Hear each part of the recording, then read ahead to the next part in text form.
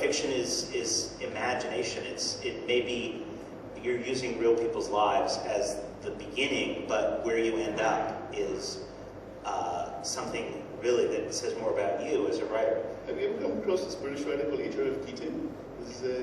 I know the name. You know the name. I mean, I don't know how many people here remember H.R.F. Keating as anybody.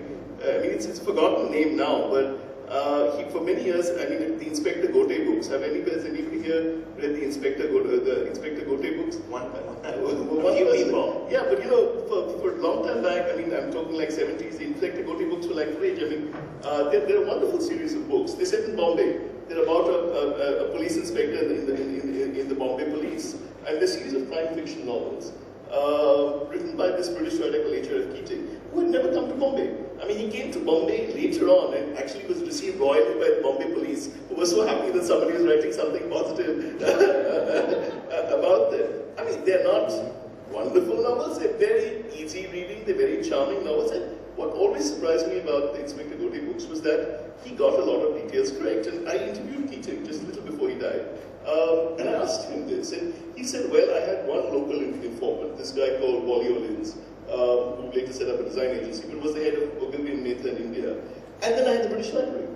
Yeah. Basically, he went to the British Library, which had all the editions of the Times of India, and he read all the editions of the Times of India for the period. Well, that's what Penelope Fitzgerald is one of my favorite writers. When she wrote The Beginning of Spring, which is set in Moscow, it's about the British colony in Moscow in the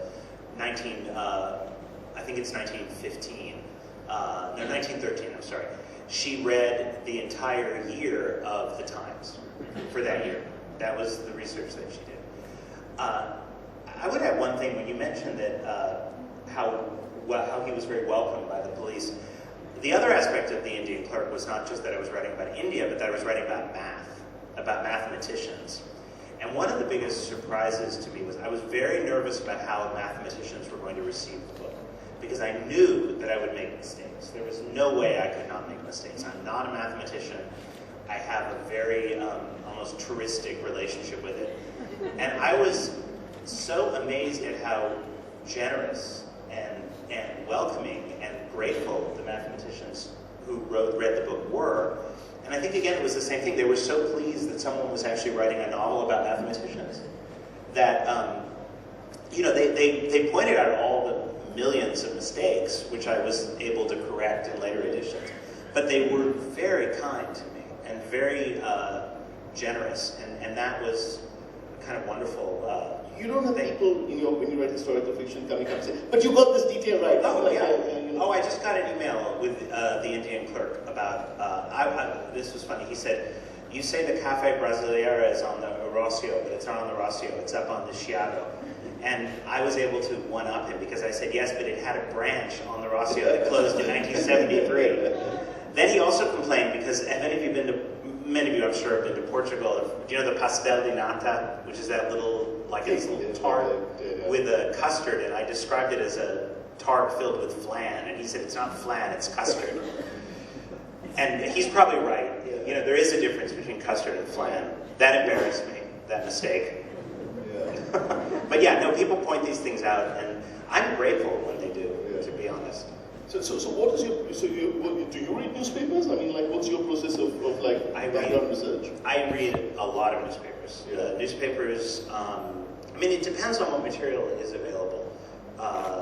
In the case of Ramanujan, there actually wasn't an enormous amount. There were his notebooks, which I looked through, but his notebooks don't really make sense if you're not a mathematician.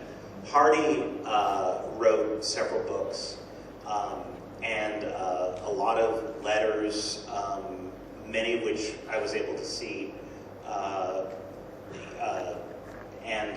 There were many, both of them figured in letters written by other people. For instance, Lytton Strachey, who was an inveterate letter writer, one of the people to whom historians are probably very grateful. Hardy comes up a lot in his letters, so I was able to find a lot of the material. And sometimes it was a matter of hunting things down, like there'd be a reference to, I saw Hardy with so-and-so. So I would then look up that name, find out who that person was, and try to zero in. But because it was a novel, where I couldn't find information, I made stuff up. But I explained all that. I was very clear in the afterword what was invented and what wasn't. And that was one of the, I did take a lot of liberties, but fiction is about taking liberties. So when you wrote the Turing book, which was the first time you were writing, for the first time, non-fiction about a person, did you find the process different? It was very different. First of all, I had to write footnotes. Yeah. I wasn't used to footnotes.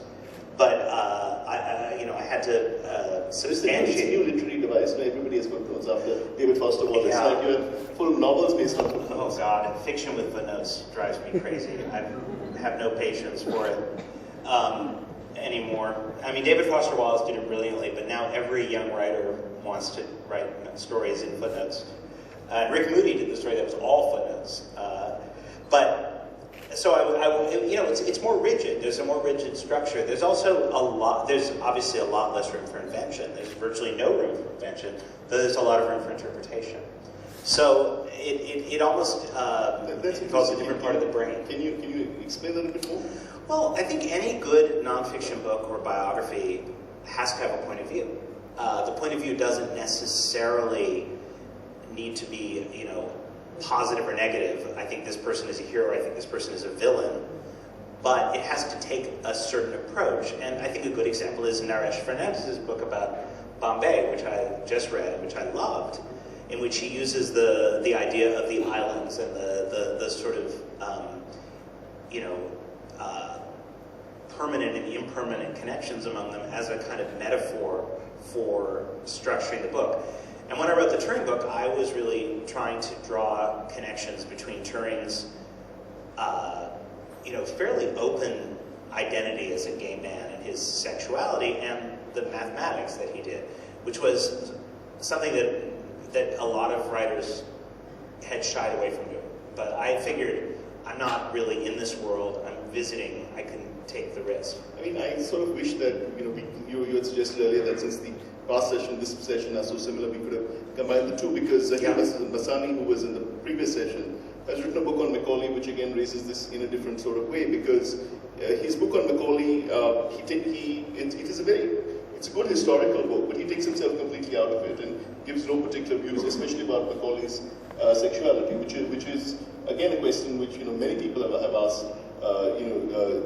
Questions about Macaulay's sexuality. Do you think it's fair to put these issues about someone like going back to the Spender book? I mean, one of the things that Spender in that immensely long response that he wrote to you was that he felt that while he did not deny that he had homosexual affairs when he was young, he felt that you did not appreciate it, you did not understand the complexities, and that it was very unfair for you to start imputing all these things on such a sensitive subject. Well, first of all, there are a number, we have to draw actually a distinction between three different kinds of books. The book, Wellington Sleeps, the character was not called Stephen Spender. It was a novel. It was a novel that used his experience as his jumping off point.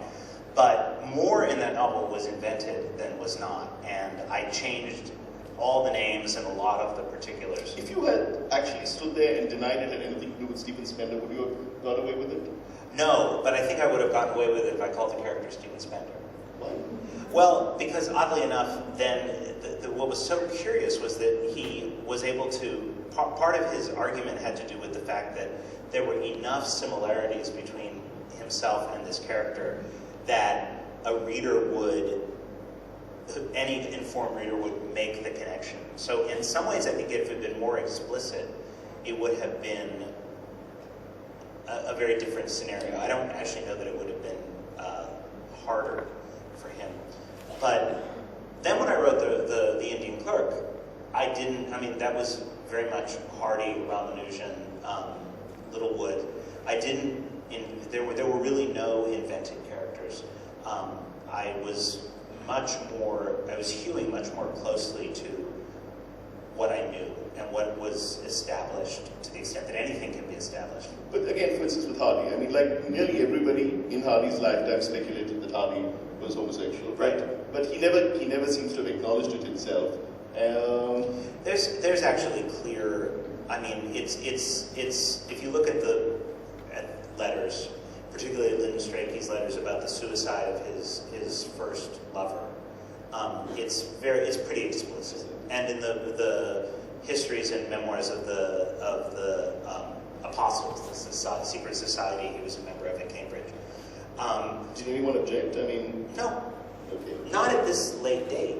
You see, there was sort of no one, and I don't even know, in all honesty, if Hardy would have objected.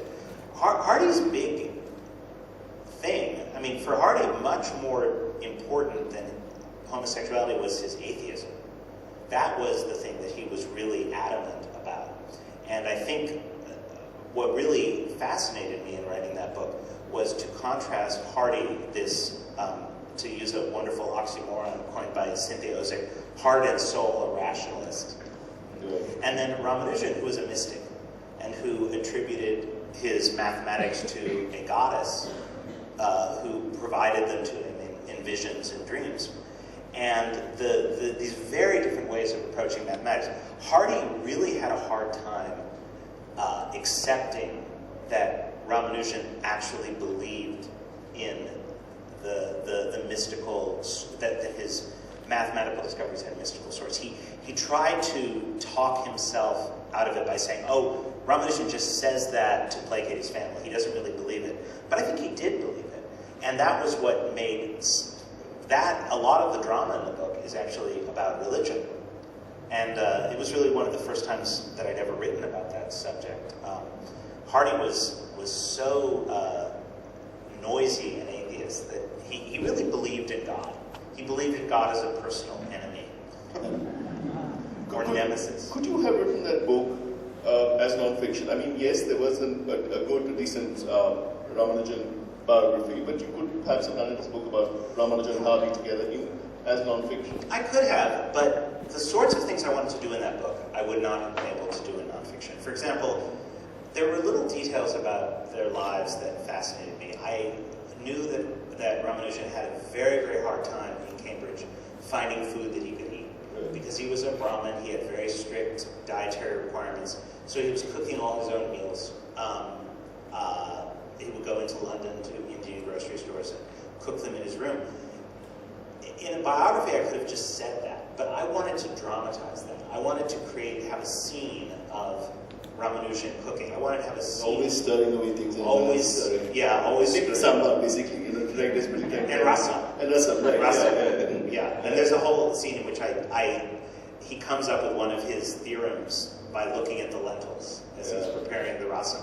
So that isn't there a theory that he was probably poisoned, he had lead poisoning? That's one of the theories about his death. From making rasam, I mean, one of the theories about his death, and I don't think it's the most credible, but no one knows what killed him, is that he was cooking rasam in a lead. Lead, and the lead leached into the rasam, and that was what killed him. But there is a kind of there are some medical articles by sort of I guess I would call them speculative pathology about his death, and that the more likely cause of his death was an illness that he actually caught in India and and that sort of developed very slowly. And then the official cause of his death was tuberculosis, but that has pretty much been disproven. But that was something else. He was sent to a tuberculosis sanatorium when he didn't have tuberculosis. And that was something else I wanted to write about and dramatize. And that was why I wanted to write that book as a novel, so that I could have these scenes, these interactions, dialogue, all that stuff that you can't really do in nonfiction. The converse question, when you did the Turing book, the Turing book was a commissioned book, so I understand that. But at some time you must have been tempted, because Turing's life is so fascinating. I mean, from everything from the Enigma, from the Enigma to his whole arrest for homosexuality, and then that completely operatic death where he bites into a cyanide-laced apple, which is like sort of unbelievable. Which is now being contested very hotly. There's a guy named there's a scholar who is insisting that the cyanide got on the apple by accident. Oh, okay. But anyway. So were you tempted to do that as a novel? I didn't really see it as a novel. I mean, what made the Ramanujan story such a great novel were the relationships. There was this great, dramatic, intense relationship between Ramanujan and Hardy. There was Ramanujan's relationship with his mother. There was Hardy's relationship with his sister, with Littlewood, these were all they really lent themselves to novel writing. I couldn't quite figure out how to, I don't know how I would tell a Turing story as a novel, because I don't know where the center would be. I'm sure it could be done, but I didn't feel it didn't click for me. But then again, as I say, it was a commission book, so I didn't really think about it hard when I was working on it. I mean, you've been working for many years running the creative writing program at the University of Florida in Gainesville, and some of your students must have come up with ideas for books based on real life characters. What do you tell them? I actually teach a class on that. I teach a class called Research and Imaginative Writing, in which the students do research for projects like this. I encourage them. I think it's really interesting, and there have been a number of very, very interesting books of this sort that have come out recently. In fact, a surprising quantity of fiction that is just off the top of my head. I'm thinking there was Colm Toibin's The Master about Henry James. There's a book about Tesla, a novel about the life of Tesla, the inventor. I think it's a very rich and interesting area of fiction writing, and for a long time, quote-unquote historical fiction has tended to be looked down upon a little bit as a genre because there's a sort of association with, very, very long novels about,